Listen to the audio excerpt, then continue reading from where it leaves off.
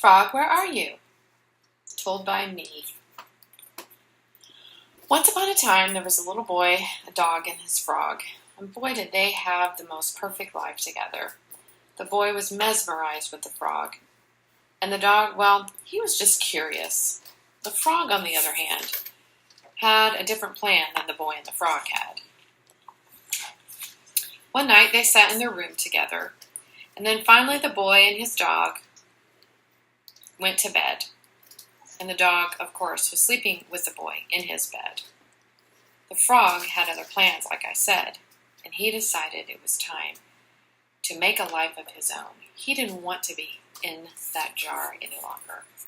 So the frog snuck out, unbeknownst to the boy and the dog, because he did it during the night while they were asleep.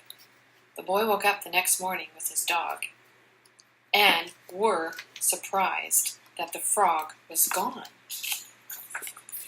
That little boy looked everywhere in that room. He turned that room upside down, looked from corner to corner, trying to find that frog.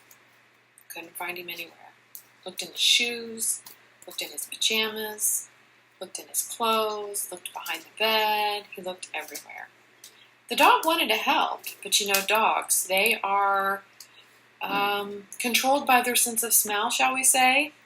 And the dog was sniffing everywhere and, of course, sniffed down into the jar and got his head stuck in the jar. The boy decided to go over to the window, raise up the window, and yell for the frog. Maybe the frog would hear him and come back. "Frog, get back here! I want to play with you!" The dog thought he would help, too. Still had that jar stuck on his head and leaped up on the windowsill to try to yell for the frog as well. And then he slipped and fell out the window. The boy was afraid that he had gotten hurt. Luckily, the dog was fine, but it busted that jar into a million pieces.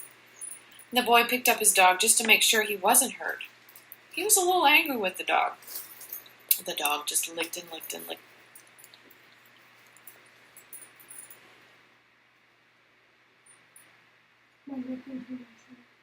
You're fine, sweetie.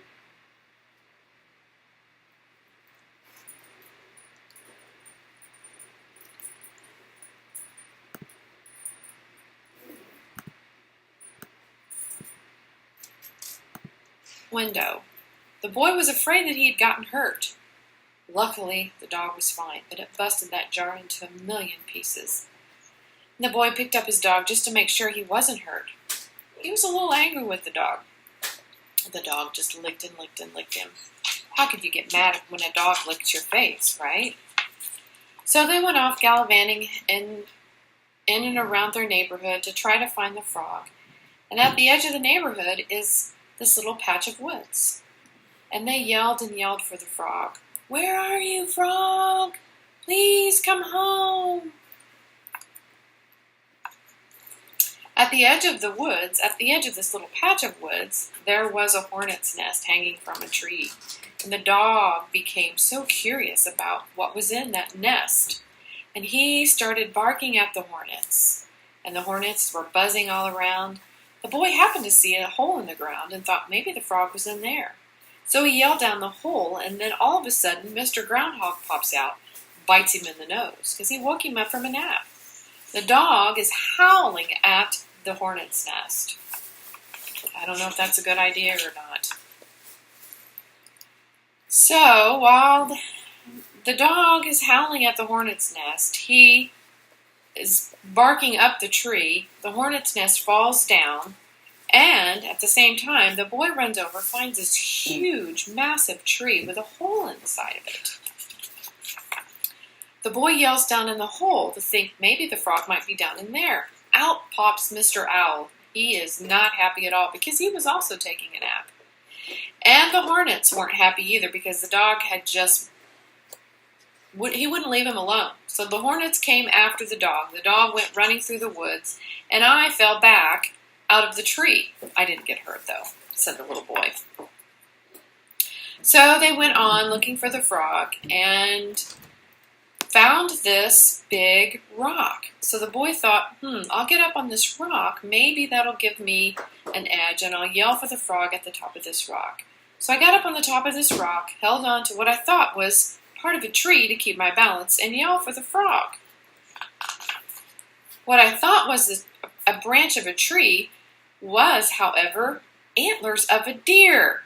Oh my word. I fell on top of the deer, and the deer, of course, was scared half to death, didn't know what to do with me, and took off running, and the dog, my dog, came running after.